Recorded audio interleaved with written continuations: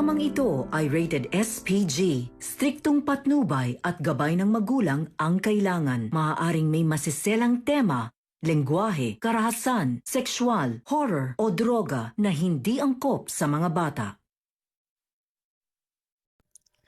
May natuklasan si Zoe.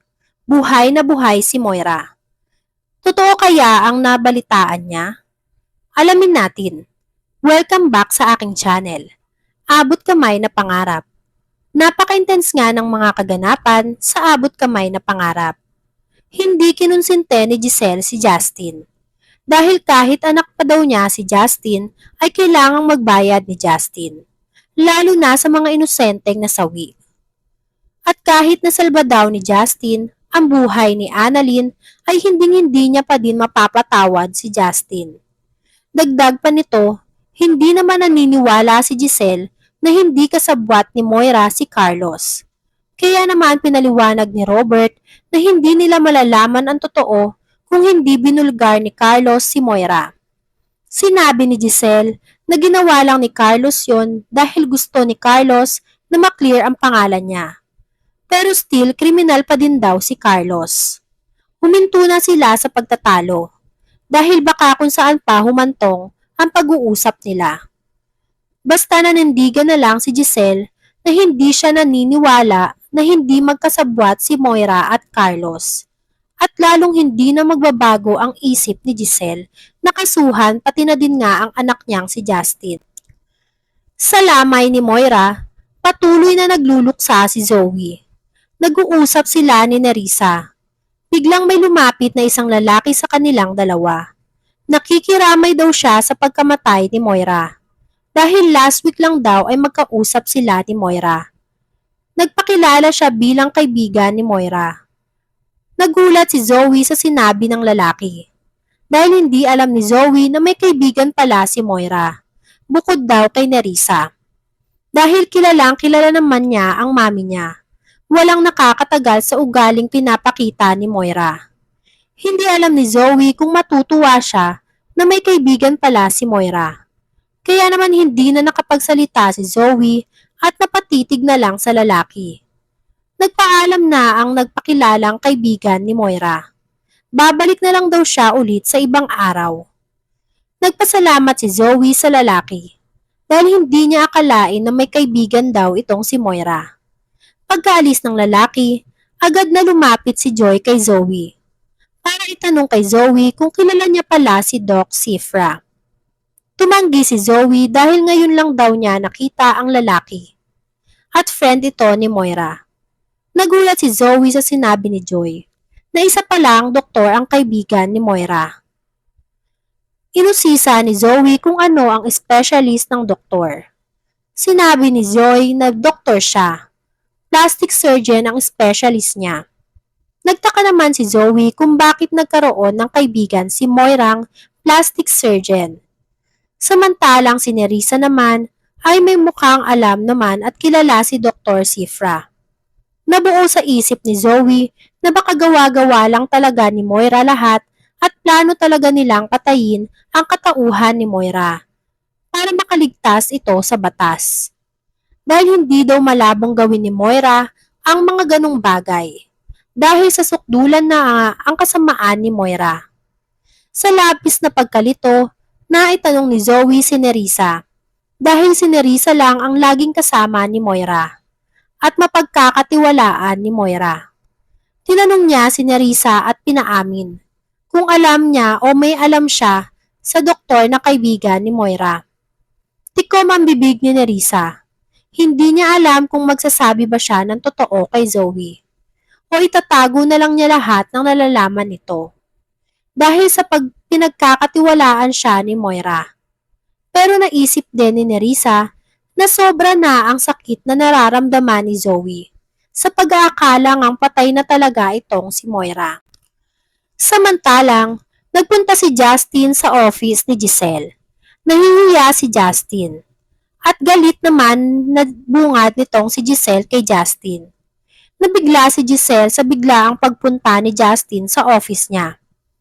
Pinakita ni Justin ang resignation letter niya dito kay Giselle.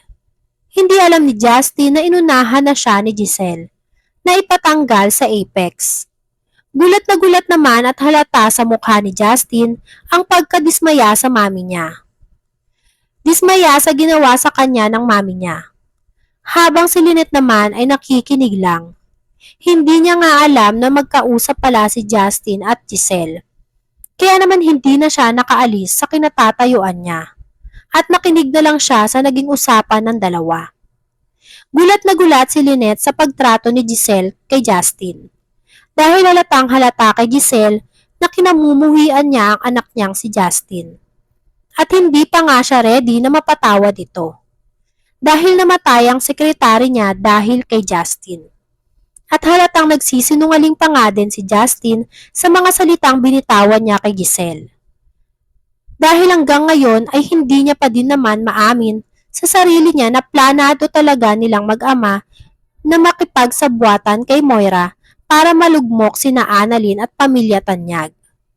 Nagulat si Lynette sa naging desisyon ni Giselle. Na agad-agad niyang pinatanggal at pinaalis si Justin sa Apex. Nalungkot si Justin.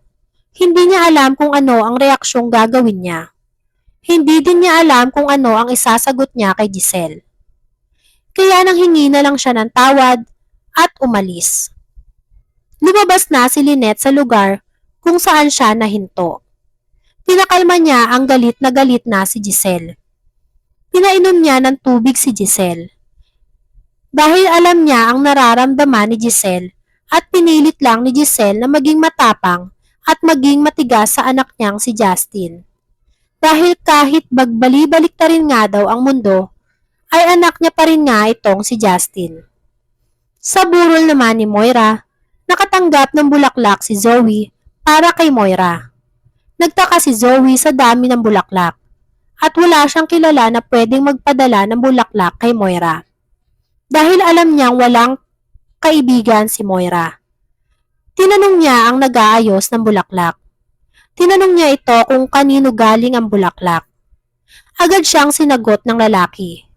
Hindi niya alam kung kanino ito galing at hindi niya na alam kung at sino o ano ang pangalan na nagbigay. Pero itinuro niya kung sino ang nagbigay ng bulaklak para dito kay Moira. Agad nakilala ni Zoe ang postura ng babae. Pati na din ang buhok nito. Kaya naman agad-agad siyang lumabas para habulin ang babae. Dahil malakas ang kutob ni Zoe na buhay pa nga ang mami niya at nagtatago lang ito. Bukod pa nga doon, ay mukhang peking tao ang nasa loob ng kabaong. Lalo pa nga at nakasarado nga ito. Pipilitin ni Zoe na buksan ang kabaong para makasiguro nga na si Moira talaga ang nasa loob at hindi siya nagkakamali sa hinala niyang buhay pa nga si Moira. Samantalang, inamin ni Joy at Luke na hindi naniniwala si Zoe na patay na si Moira dahil sa nakita niya daw ito na buhay at kinausap pa siya nito. Palaisipan kay Annalyn na paano kung totoo ang nakita at sinabi ni Zoe sa kanila na buhay pa talaga si Moira. Sinabi ni Joy ang nakiramay sa burol ni Moira na malaki ang posibilidad na kaya naging kaibigan ni Moira yon dahil may pinagawa at pinabago si Moira sa mukha niya. Dahil specialist nga ng doktor ng plastic surgeon. Napaisip si Annalyn na baka nga tama. Tama na nagpa-plastic surgeon si Moira para takasan lahat ng kasamaan niya. Pero naisip din ni Annalyn na sino naman ang kamukha ni Moira na nasa morgue dahil nandun sila lahat at nasaksihan nila na wala ng buhay ang katawan ni Moira.